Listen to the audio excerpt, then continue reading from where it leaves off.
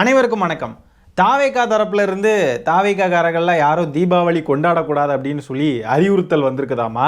எதுக்காகன்னு பார்த்தீங்கன்னா, கரூரில் இந்த துயர சம்பவம் நடந்து 41 பேர் உயிர் பலி ஆனதுனால அவங்களுக்கு அஞ்சலி செலுத்தும் விதமாக இப்போ இது கொண்டாடக்கூடாது, தீபாவளி கொண்டாடக்கூடாதுன்னு சொல்லி அறிவுறுத்தல் வந்திருக்குதாமா.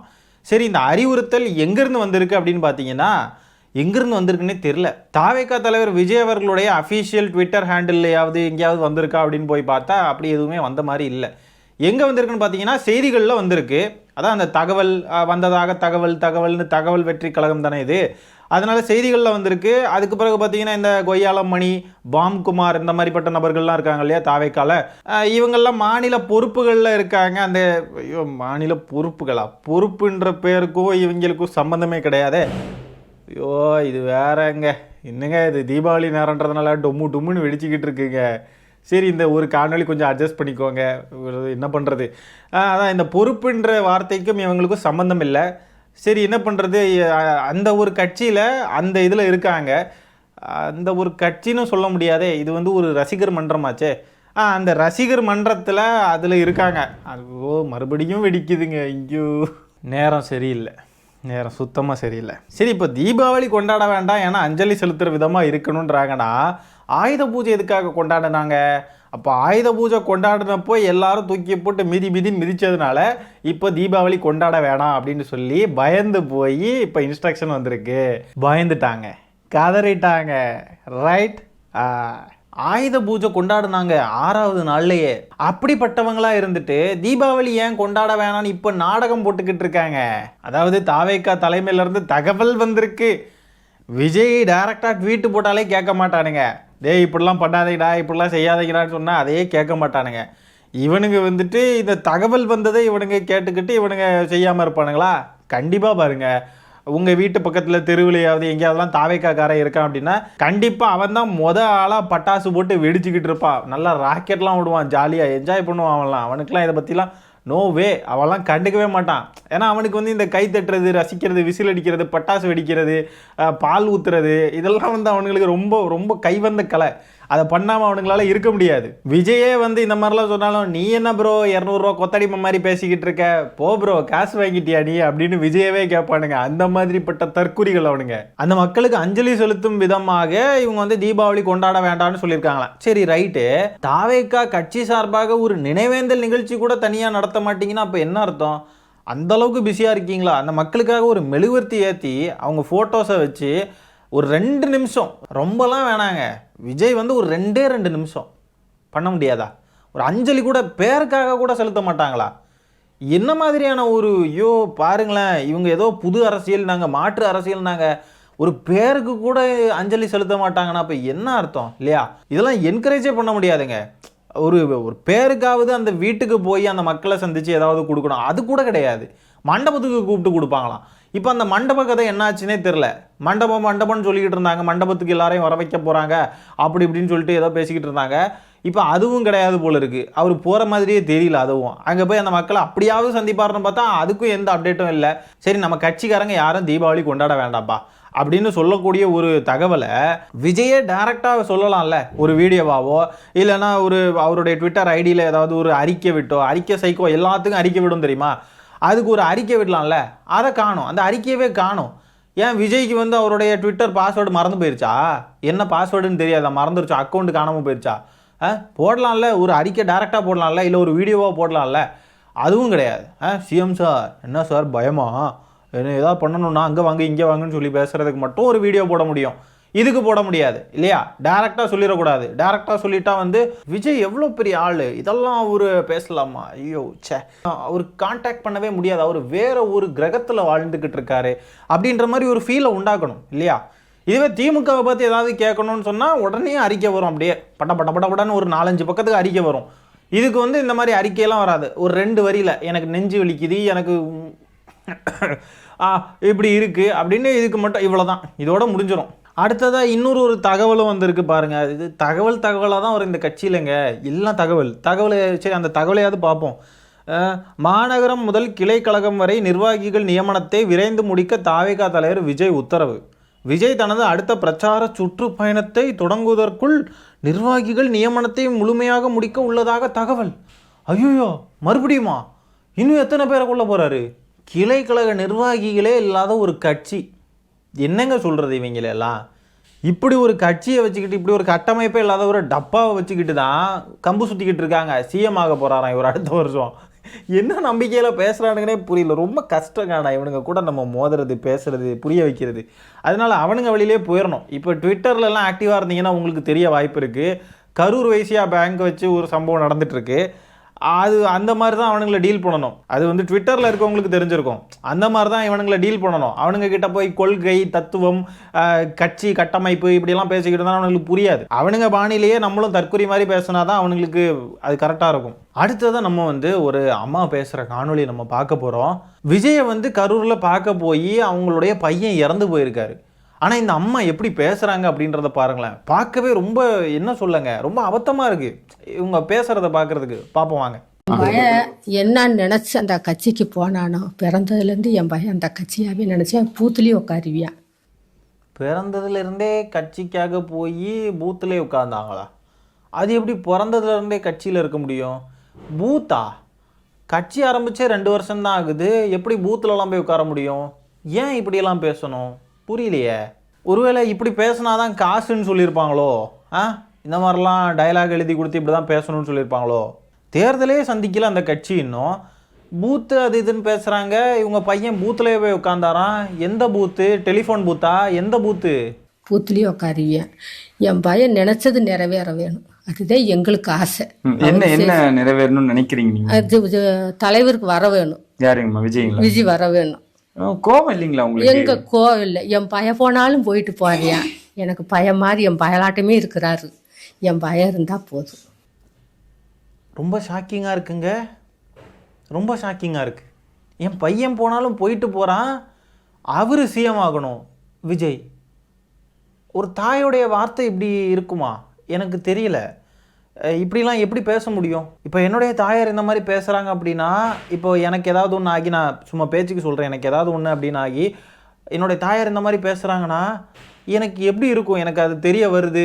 ஏதோ வகையில் நமக்கு இறப்புக்கு அப்புறம் என்ன நடக்கும்லாம் தெரியல, ஆனால் அது நமக்கு தெரியுது, நமக்கு அந்த சுய நினைவு இருக்குது அப்படி சம்திங் வச்சுக்கோங்களேன். அது நம்மளால் பார்க்க முடியுது அப்படின்னா அது எப்படிங்க இருக்கும்? நீ எல்லாம் ஒரு தாயா அப்படின்னு தானே கேட்க தோணும். என்னங்க இது? என்ன எனக்கு இதை இவங்க பேசுகிறத பார்க்குறப்போவே அவ்வளோ கோபம் வருதுங்க. இது நம்ம எல்லாத்தையும் பற்றி பேசலாம். ஃபர்ஸ்ட் இவங்க பேசுகிறத முழுசாக பார்க்கலாம். இல்ல, விஜயோட கூட்டத்துக்கு போய் தான் இந்த உயிரிழப்பு நடந்தது. போயிட்டு போகுது. அதுக்காக போய்த்தானே என் பையன் செத்தியான். அவருக்காக போய்த்தானே என் பையன் செத்தியான். சரி, அவர் முகத்தை பார்த்தாவே போதும். அன்னைக்கு வீடியோல காமிச்சாரு, எங்களை பாரு பேசுங்கம்மான்னு. எங்களுக்கு பேச வாயே வரல, எது கேட்க கூட எங்களுக்கு சிந்தனை வரல. என் பயலாட்டம் இருக்கவும் நாங்கள் அழுதுகிட்டு அழுக கூட எங்களுக்கு வரல. என் மக்களுக்கு என் பையன் ஒரு உதவியா இருந்தியா. விஜய் ஆறுதல் சொன்னார் அவங்களுக்கு? சொன்னார். நான் வாரீங்க, என்னை இப்போ என் மேலே வருத்தமானு கேட்டார். எங்களுக்கு வருத்தமெல்லாம் உங்கள் மேலே வருத்தமே கிடையாது. அது ஏன் தெரியுமா கேட்டாரு? நீங்கள்லாம் அவர் மேலே வருத்தப்பட்ட கூடாது. இந்த அறிவு இல்லையா உங்களுக்கு? யாராவது இவங்களுக்குலாம் எடுத்து சொல்லி புரிய வைக்கணுங்க. அதாவது என் மேலே வருத்தம் இல்லையா உங்களுக்குன்னு கேட்குறது வந்து எதுக்கு கேட்கணும்? இப்போது அந்த இடத்துல அவங்களுக்கு ஆறுதல் சொல்கிறது முக்கியமா, என் மேலே ஏதாவது வருத்தமா சொல்லுங்களேன், கொஞ்சம் சொல்லுங்கள், நான் தெரிஞ்சுக்கணும். அப்போ தான் நான் அதுக்கு ஏதாவது இன்னொரு நரேட்டிவ் செட் பண்ண முடியும். என் விர்ச்சுவல் வாரியர்ஸ்லாம் இருக்காங்க, அவங்கள வச்சு நான் ஏதாவது பண்ணணும். அது தெரிஞ்சுக்கிறதுக்கு தான் இந்த கேள்வி கேட்குறாரு. வருத்தம் இருக்குது அப்படின்னு சொல்லிட்டா மிரட்டல் வரும். 20 லட்ச ரூபா வேணுமா வேணாமா? காசு வேணும்னா வருத்தம் இருக்குன்னு சொல்லக்கூடாது அப்படின்றது தான் அவங்க நினச்சதை நடத்தணும். அதுக்கு தான் வந்து விஜய் இந்த மாதிரி கேட்டிருக்காரு.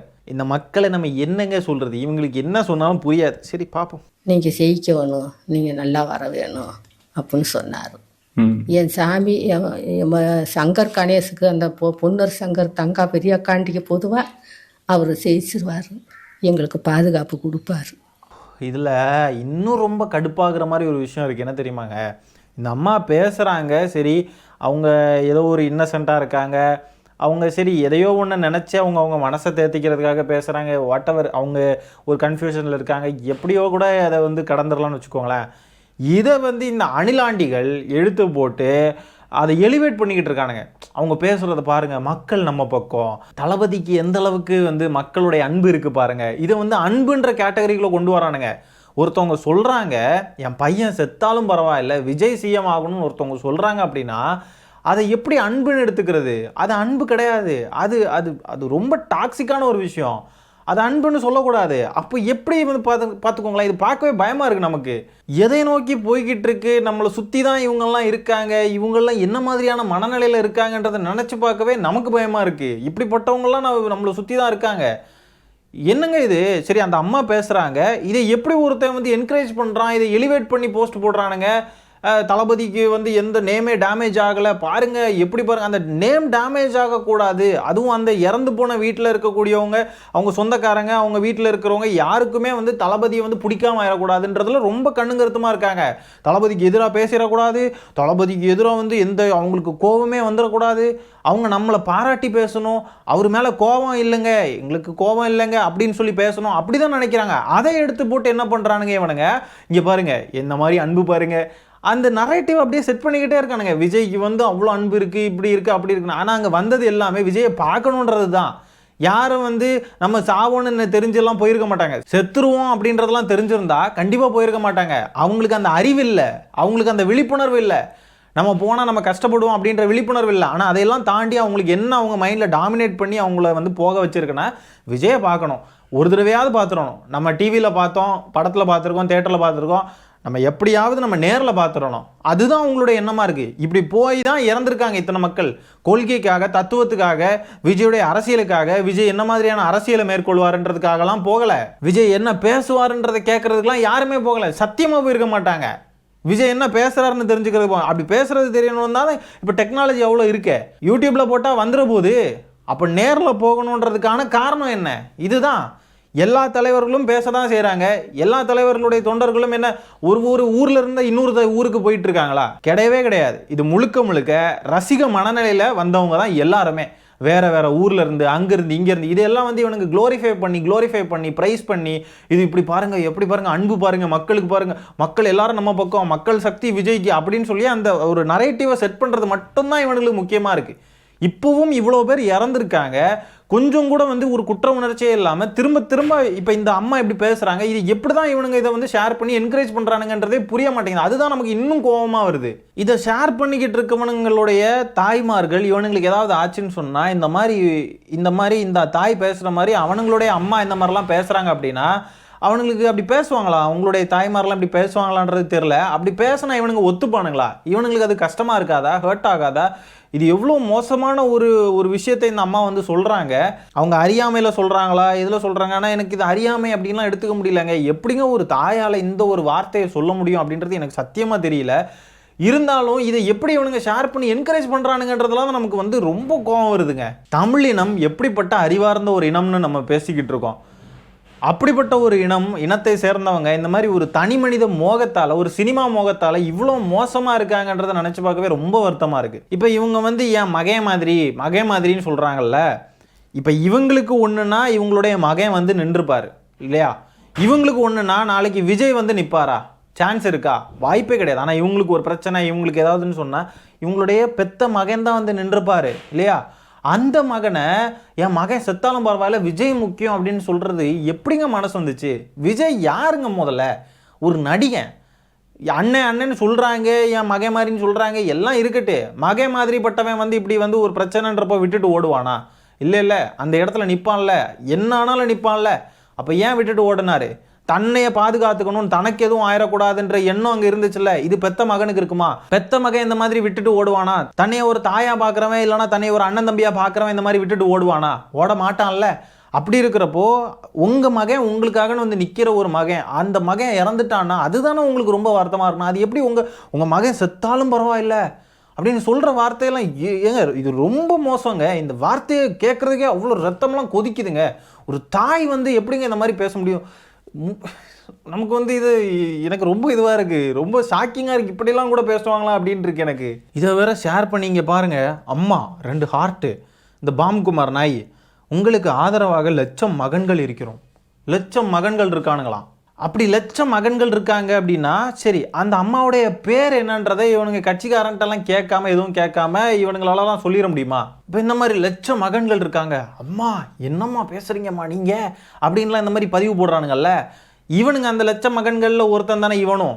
இவன் வந்து போய் அந்த மாதிரி கூட்டத்துக்குள்ளே விழுந்து விஜய் அண்ணனை பார்க்க போகிறேன்ற பேரில் போய் சாவானா? சாவ மாட்டான். இவன் ரொம்ப உஷாராக இருப்பான். இவன் நல்ல சேஃபான ஒரு இடத்துல இருப்பான், இல்லைனா போகவே மாட்டான். ஆனால் இவனுக்கு இந்த மாதிரி தூண்டி விட்டு லட்சம் மகன்கள் இருக்கும், ஒரு மகன் போனால் என்ன, நாங்கள்லாம் இருக்கோம், இந்த மாதிரி சொல்லி இதை க்ளோரிஃபை பண்ணி அந்த அம்மா பேசுகிறத சரின்னு வந்து ஜஸ்டிஃபை பண்ணி கொண்டு வந்து நிறுத்தி என்ன பண்ணுவானுங்கன்னா இன்னும் பல பேரை காவு வாங்குவானுங்க. அதுக்கு தான் இவனுங்க ரூட்டு போடுறது. எத்தனை பேர் செத்தாலும் பரவாயில்ல, விஜயோடைய நேம் அடிபடக்கூடாது, விஜயோடைய நேம் எந்த வகையிலும் டேமேஜ் ஆகக்கூடாதுன்றது தான் இவனுங்களுக்கு ரொம்ப முக்கியமாக இருக்குது. ஏன் தான் இவ்வளோ கொடூரமாக இருக்கானுங்க, எப்படிப்பட்ட சைக்கோகளாக இருக்கானுங்கன்னு பாருங்கள் இந்த கட்சி மொத்தமுமே. ஆனால் ஒரு ஹீரோயிக் வர்ஷிப் தான் வந்து அரசியல்னு நினச்சிக்கிட்டு இருக்கானுங்க எனக்கு தோணுது இந்த தாவேகா காரணங்க.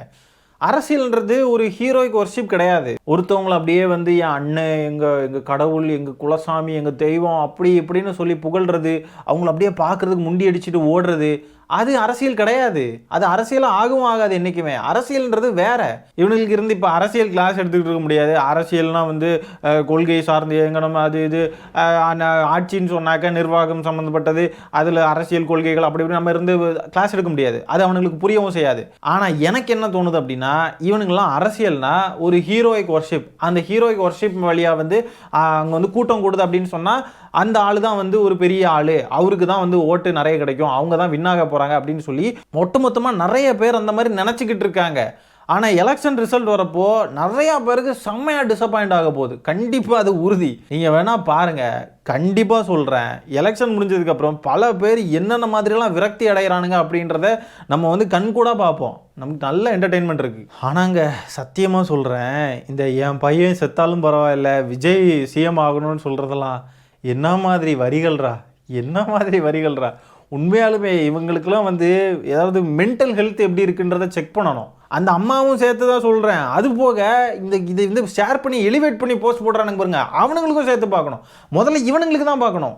எது கிடச்சாலும் உடனே ஷேர் பண்ணி பாருங்க அப்படி, அது எதுக்கு அப்படி போடுறானுங்கன்னு புரியல. பார்த்தாவே வந்து அருவருப்பாக இருக்குது, ஏன் இப்படி பேசுகிறாங்க அப்படின்னு.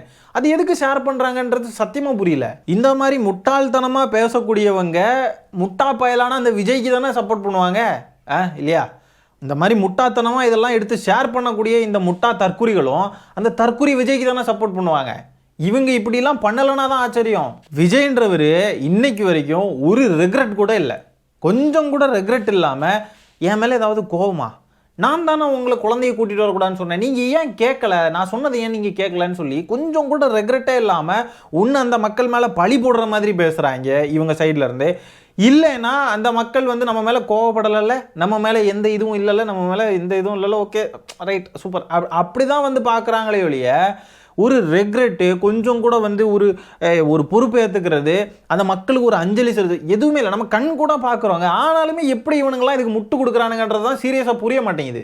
ஒரு நடிகனுக்காக ஒரு தாய் இப்படி பேசுகிறாங்க, அவங்களெல்லாம் எப்படிங்க ஒரு தாய்ன்னு சொல்கிறதுக்கு நம்ம பேச வேண்டாம். ரொம்ப வந்து கடுமையான வார்த்தைகளையோ கடுமையாலாம் சொல்லிட வேண்டாம்னு பார்க்குறோம். நம்ம கொஞ்சம் அவங்கள ரொம்ப திட்டிட வேணாம் அப்படின்னு நான் பார்க்குறேன். ஆனால் சீரியஸாக ரொம்ப ஒரு மாதிரி இருக்குது இவங்க பேசுகிறதெல்லாம் பார்க்குறதுக்கு. ஏன் தான் இப்படி இருக்காங்க? இவ்வளோ ஒரு கல்ட்டு மனநிலை எங்கேருந்து வந்துச்சு? ஒரு கல்ட்டு கும்பல். நம்ம அதுக்கு தான் சொல்கிறோம், புரியுதா? இது ஒரு கல்ட்டு கும்பல். விஜய் வந்து இப்படி போனால் அப்படி போகும், விஜய் இப்படி வேணா அப்படி வரும். சொந்தமாக சுயமாக யோசித்து விஜய் ஏன் இப்படி பண்ணுறாரு, இது எதுக்கு நடந்துச்சு, அது எதுக்கு நடந்துச்சு, ஒரு அடிப்படையாக ஒரே ஒரு கொஸ்டின் தான், எதுக்கு லேட்டாக வராரு விஜய்? ஷூட்டிங்கெல்லாம் ஸ்பீடாக போகிறவர் இங்கே எதுக்கு லேட்டாக வராருன்ற இந்த அடிப்படை கொஸ்டினுக்கு ஆன்சர் கிடைக்கல அப்படின்னாவே அங்கே தெரிஞ்சு போச்சு இல்லையா? விஜய் எதுக்காக இந்த மாதிரி லேட்டாக வராரு, அரசியல் பண்ணுறாரு, நம்ம பிள்ளையோடைய உயிர் இதனால பலியாக இருக்குது, அப்போ நம்ம சப்போர்ட் பண்ணக்கூடாது இவனை அப்படின்ட்டு ஒதுங்கிடணும், அந்த கோபம் வரணும். ஆனால் இப்போவுமே வந்து விஜய் வந்து செக் பண்ணுறாரு, உங்களுக்குலாம் என் மேலே கோபம் இருக்கா அப்படி இப்படின்னு சொல்லி செக் பண்ணுறப்போவுமே இவங்க அந்த அறியாமையில் இல்லைங்க எங்களுக்கு கோவம் இல்லைங்க, பார்த்துட்டோம், வீடியோ கால்லையே பேசிட்டோம், சூப்பர், அந்த ஒரு மனநிலையில் தான் இருக்காங்க. அதனால தான் இவங்களுக்கு வந்து விஜய் மேலே கோவமும் வரல. அந்த 20 லட்ச ரூபா வேணும் ஒரு பக்கம், இன்னொரு பக்கம் நம்ம என்ன பேசுகிறோன்னே தெரியாமல் பெத்த மகன் செத்தாலும் பரவாயில்லைன்னு நம்ம சொல்கிறோமேன்ற அந்த ஒரு ரொம்ப கொடூரமாக இருக்குங்க. 10 மாதம் சுமந்து பெற்று வளர்த்து சாப்பாடு போட்டு அந்த குழந்தைய படிக்க வச்சு வளர்த்து அது ஆளாகி வந்து ஒருத்தனுக்கு ரசிகனாக இருக்கு அப்படின்றதெல்லாம் ஏங்க யோசிக்கவே முடியலங்க. இப்படி ஒருத்தர் இறந்துருக்கானா விஜய்க்கு ரசிகனாக இருந்து இந்த பேர்லாம் அவனை பார்க்க போகணும்னு போய் இப்படி இறந்துட்டானேன்னு தானே ஒருத்தவங்க வருத்தப்படுவாங்க. அதை சொல்லி தானே மாரில் அடிச்சுக்கிட்டு கிடந்த அல்றதை தானே நம்ம வந்து ஒரு சரி அப்படி தானே பார்க்க முடியும். இந்த மாதிரி ஒரு சம்பவம் நடந்ததுக்கு அப்புறமா இவங்களுக்கு வந்து அந்த புரிதல் இருக்கே, சரி அது புரிஞ்சிருக்கே அப்படின்னாவது பார்க்க முடியும். ஆனால் என் பையன் செத்தாலும் பரவாயில்ல விஜய் சிஎம் ஆகணும்னு சொல்கிறது எங்க விடுங்க. இவங்கள மாதிரி தற்குறிகள் இருக்க விஜய் மாதிரி தற்குறியும் சுயநலவாதியும் ஒரு கேவலமான ஒரு நார்சிஸ்ட் மனநிலை கொண்ட ஒரு சைக்கோவும் மீண்டும் மீண்டும் வந்து கொண்டே தான் இருப்பார்கள். ஒரு பெண்மணி பேசுனதை கூட பார்த்துருப்பீங்க, எனக்கு என் கணவரை விட விஜய் தான் ரொம்ப பிடிக்கும் அப்படின்ட்டு ஏதோ சிரிச்சுக்கிட்டு அது ரொம்ப பெருமையாக சொல்லும். அடுத்து இன்னொரு இடத்துல பார்த்தீங்கன்னா ஒரு பெண்மணி அவங்க குழந்தைய வந்து தூக்கிட்டு வந்திருப்பாங்க. ஏங்க குழந்தையெல்லாம் எதுக்குங்க தூக்கிட்டு வந்திருக்கீங்கன்னு கேட்டாக்கா, என் குழந்தையை தூக்கிட்டு வர்றதுக்கு எனக்கு உரிமை இருக்குது. என்னம்மா உரிமையெல்லாம் எங்கே எப்படிப்பட்ட விஷயத்துலலாம் உரிமை பேசுகிறாங்க. அந்த குழந்தைக்கு எதானாலும் எனக்கு பிரச்சனை இல்லை, எனக்கு விஜயை பார்க்கணும் அப்படின்லாம் சொன்னாங்க இல்லையா. இதுதான் கல்ட்டு மனநிலை. எனக்கு என் ஹஸ்பண்டை விட விஜய் தான் ரொம்ப பிடிக்கும்னு சொல்கிறதா இருக்கட்டும், எனக்கு என் குழந்தை என்ன ஆனாலும் பரவாயில்ல எனக்கு விஜயை தான் பார்க்கணும்னு சொல்கிறதா இருக்கட்டும், என் பையன் என்னுடைய மகன் வந்து இறந்துட்டான் எனக்கு அது கூட பரவாயில்ல, எனக்கு வந்து விஜய் வந்து சிஎம் ஆகணும்னு சொல்கிறதா இருக்கட்டும், இதுதான் அந்த கல்ட்டு மனநிலை. ஒரு அருமையான பதிவு ஒன்று பார்த்தேங்க. குமரன் அப்படின்ற ஒருத்தர் போட்டிருக்காரு எக்ஸ் வலைதளத்தில். ஈன்றவளின் இதயத்தில் எழ வேண்டிய ஓலம் நடிகரின் புகழ்பாடும் கீதமாக மாறிய விந்தைதான் என்ன. ஒருவேளை அற்ப பணம் இவர்களை ஆறுதல் படுத்தி இருக்கலாம். தன் உதிரத்தில் உதித்த மகனின் இன்னுயிரை துச்சமென மதித்து ஒரு நடிகரின் அரசியல் கனவிற்காக தாரை வார்த்து பேசும் இத்தாயின் சொற்கள் நம் சமூகத்தின் விழுமியங்கள் எங்கே செல்கின்றன என்ற அச்சத்தை ஏற்படுத்துகிறது. நன்றாக செத்து போக வாழ்த்துக்கள்னு போட்டிருக்காரு. அந்த கடைசி வரியை மட்டும் நம்ம வந்து உடன்படலை. ஆனால் வந்து அவ்வளோ வேதனை இருக்குது இந்த வார்த்தைகளில், அது புரிஞ்சுக்க முடியுது. ஆனால் அந்த கடைசி வரியை மட்டும் தவிர்த்திருக்கலாம். ஆனால் ரொம்ப கஷ்டங்க, ரொம்ப கஷ்டம். இவ்வளோ பேசுகிறாங்க, மீண்டும் விஜய் வந்தால் போயிடுவாங்க போல தான் இருக்குது. இந்த சம்பவத்தில் இவங்களுக்கு வலி இருக்கிற மாதிரியோ வேதனை இருக்கிற மாதிரியெல்லாம் தெரில, நேராக போயிடுவாங்க போல. என் மகன் வந்திருக்கான், என் மகன் மாதிரியே இவனும் என் மகன் தான், நானும் போயிடுறேன். மீண்டும் ஒரு கூட்ட நெரிசலில் இவங்களுக்கு ஏதாவது ஆனாவோ இல்லை இவங்க குடும்பத்தில் யாருக்காவது ஏதாவது ஆனாவோ இவங்க கவலையப்பட மாட்டாங்க போல இருக்கு. ஐயோ ரொம்ப கஷ்டங்க. விட்டா இந்த தாவேக காரணங்கள்லாம் ஒன்றா சேர்ந்து வீர வணக்கம் விஜயை பார்க்க போய் இறந்துட்டார் வீர வணக்கம் அப்படின்னு சொன்னாலும் சொல்லுவாங்க. ஒரு பொண்ணு வந்து சொல்லிச்சுல, இந்த இன்ஸ்டாகிராம் இன்ஃப்ளூயன்சர், ஏதோ மணிமண்டபம்லாம் கட்டணும், இவங்கெல்லாம் தியாகிகள், விஜயை பார்க்க போய் இறந்திருக்க தியாகிகள், டிவிக்கே தியாகிகள், இவங்களுக்குலாம் மணிமண்டபம் வேணும்னு சொல்லி ஒரு பொண்ணு பேசிச்சு. விட்டா வீர வணக்கம்னு போய் முழங்குவாங்க போல இருக்கு. நம்ம மீண்டும் மீண்டும் சொல்கிறோம், இது இந்த மதவாத பாசிச பாஜக கட்சியை விட நாம் தமிழர் கட்சியை விட நம்ம எந்த கட்சியெல்லாம் ஒஸ்ட்டுன்னு நினைக்கிறோமோ அதை விட மோசமான கட்சி தான் இந்த தாவேகா. ரொம்ப மோசமான கட்சி. ஒரு வருஷம்தான் இவங்க வந்து களத்தில் இறங்கி செயல்பட ஆரம்பிச்சிருக்காங்க தாவேகா. ஒரு வருஷத்தில் 50க்கும் மேற்பட்ட உயிரை இந்த கட்சி காவு வாங்கியிருக்கு. ஒரு வாரத்துக்கு ஒரு உயிர் போயிருக்குன்ற கணக்கு அப்படி பார்த்தா, அப்போ பார்த்துக்கோங்க இந்த கட்சி எவ்வளோ மோசமான கட்சி. இந்த கட்சியை வழிநடத்தக்கூடிய தலைவரும் சரி, இரண்டாம் கட்ட தலைவர்களும் சரி, இந்த கட்சியில் இருக்கக்கூடிய தொண்டர்கள், ரசிகர்கள், வாட்டவர், இவனுங்க எல்லாமே மோசமான கும்பல். இவனுங்களை நம்பி தமிழ்நாட்டை கொடுக்கணுமா? இந்த கட்சியை முதல்ல தடை செய்யப்படணும் அப்படின்றது தான் என்னுடைய கோரிக்கை. இவனுங்க அரசியல் பண்ணுறதுக்கு வரல, இவனுங்க என்னமோ வந்து ஹீரோய்க்கு ஒர்ஷிப்பை நோக்கி தான் இவனுங்க வந்து வந்திருக்கானுங்க. சினிமாவில் ஹீரோய்க்கு ஒர்ஷிப் பண்ணிக்கிட்டு இருந்தோம், அரசியலில் இன்னும் அதை விட அதிகமான ஹீரோய்க்கு ஒர்ஷிப் இருக்கணும் அப்படின்றதான் இவனுங்களுடைய நோக்கமாக இருக்கே ஒழிய, இவனுங்களுக்கு வந்து அரசியல் பண்ணணும், மக்களை வந்து சந்திக்கணும், மக்களுடைய குறைகளை கேட்டு தெரிஞ்சுக்கணும், கொள்கை ரீதியாக நம்ம ரொம்ப ஸ்ட்ராங்காக இருக்கணும், கொள்கைகளை தெரிஞ்சுக்கணும். ஒருத்தெல்லாம் இன்னைக்கு கூட போட்டிருக்கா, ஐயா கொள்கைனா என்னங்க ஐயா சொல்லுங்க ஐயான்னு ஒரு தாவேகாரே போட்டிருக்கான். கொள்கைனா என்னன்னு கூட தெரில, என்ன கொள்கைன்னு தெரிலனா கூட பரவாயில்ல, கொள்கைனாவே என்னன்னு தெரியல, அப்படிப்பட்டவனுங்களா இருக்கானுங்க. இப்போ வலதுசாரி கொள்கை இடதுசாரி கொள்கைன்னு இருக்கு பாருங்க, இதில் நம்ம எந்த பக்கம்னே தெரில. இப்போ பாஜக காரன் மாதிரி மதவாத கொள்கையை வச்சுருக்கோமா, அவனுங்களை மாதிரிப்பட்ட வலதுசாரி கொள்கைகள் வச்சுருக்கோமா, இல்லைன்னா நம்ம வந்து திமுக விசிக இவங்கள மாதிரிலாம் இடதுசாரி கொள்கைகளில் பயணிக்கிறோமா, அது எந்த கொள்கைன்னு கூட தெரில. அப்போன்னா இவனு என்ன லட்சணத்தில் இருக்கானுங்கன்றதை புரிஞ்சுக்கோங்க.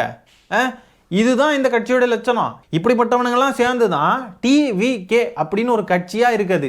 அது கட்சின்னு வர சொல்லணுமா? இல்லை, இப்போ நம்ம நார்த் இந்தியாவில் இருக்கிறவங்களெல்லாம் பார்த்து நம்ம கிண்டல் அடிச்சுட்டு இருக்கோம்.